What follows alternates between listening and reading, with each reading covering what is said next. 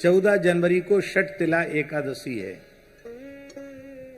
और षठ तिला में 6 प्रकार से तिल का उपयोग किया जाता है।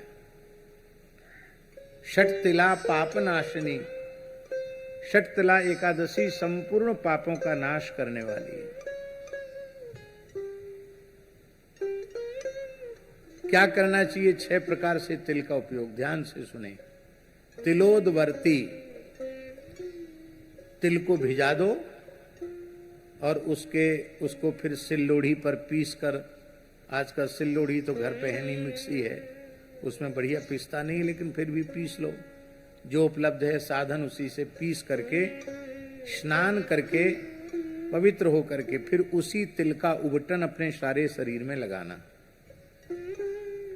उस उबटन के 3 भाग करना, एक भाग मस्तक से लेके वक्षस्थल तक लगाना, दूसरा भाग हाथ धो करके फिर नाभि से लेके कमर तक लगाना, तीसरा भाग पैरों पर लगाना।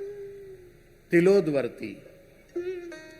फिर किसी पवित्र तीर्थ में गोता लगाना, तो कैसे? तिलस्नाई, या तो लोटा में तिल डाल दो, स्नान करो, अथवा थोड़ा तिल छोड़ दो जमुना जी गंगा जी में, फिर गोता लगाओ।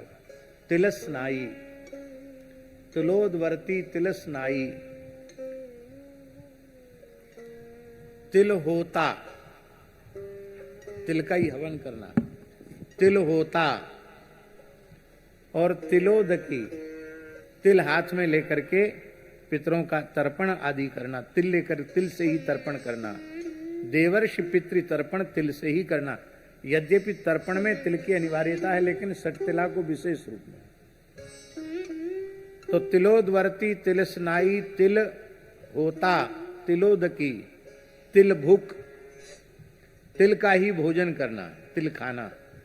यद्यपि तिल सप्त धान्य में आते हैं, लेकिन चूंकि एकादशी का नाम ही षठ तिला है, इसलिए उस दिन व्रत में तिल ग्राह्य है।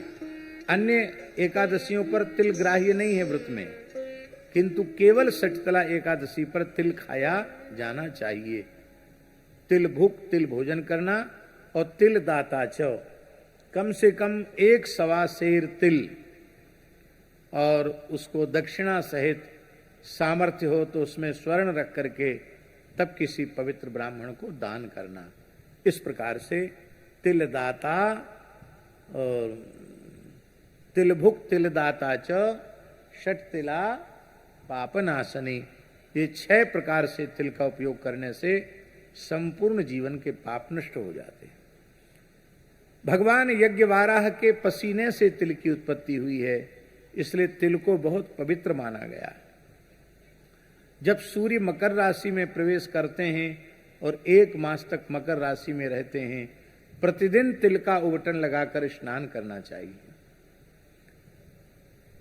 इतने से ही वह वैकुंठ का अधिकारी हो जाता, इतना पवित्र होता है तिल। ऐसा भी पुराणों में लिखा है, कोई अत्यंत निर्धन व्यक्ति वो तिल भी न जुटा सकता हो तो क्या करे? बोले जब तक सूर्य मकर राशि में है, तिल तिल कहकर स्नान कर ले तो भी वो मुक्त हो जाएगा। इतना तिल का महात्म्य है। तिल का दान महादान कहा जाता है। और यह एक बहुत बड़े संयोग की बात है कि हम समझते हैं कि पूरी स्मृति तो हमको नहीं है, लेकिन शायद 30-35 वर्ष के बाद ऐसा संयोग आया होगा कि जो षठ तिला और मकर संक्रांति दोनों एक ही तिथि पर पड़ रही है। मकर संक्रांति भी वही उसी दिन और षठ तिला एकादशी भी उसी दिन। ऐसे कई कई दुर्लभ योग उस दिन पड़ रहे हैं। इसलिए इस बार की जो मकर संक्रांति है और षठ तिला है, ये विशेष पुण्यप्रदा है। बहुत से लोगों का प्रश्न है कि महाराज संक्रांति को हम लोग अन्नदान करते हैं, अब क्या करेंगे, अन्नदान कैसे करेंगे? क्योंकि एकादशी है, तो अन्नदान के प्रतीक के रूप में तिल दान करें उस दिन, और जो अन्नदान करना है उस अन्न का संकल्प करके रख लें, और दूसरे दिन द्वादशी आने पर अन्नदान करें। भोज भंडारा भी कराना हो तो द्वादशी को ही करावें, ऐसा है। ये षठ तिला संपूर्ण पापों का नाश करने वाली है।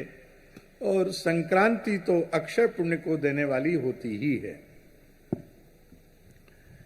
14 जनवरी को मध्याह्न में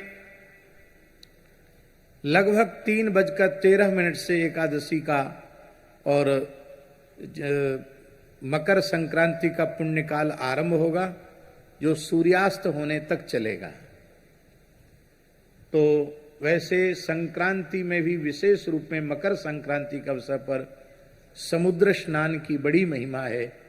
संभव हो तो तापी सिंधु संगम में, और उतना संभव ना हो तो केवल समुद्र स्नान करना बहुत ही पुण्यप्रद है, ऐसा समझना चाहिए। आई मेरे श्याम लगो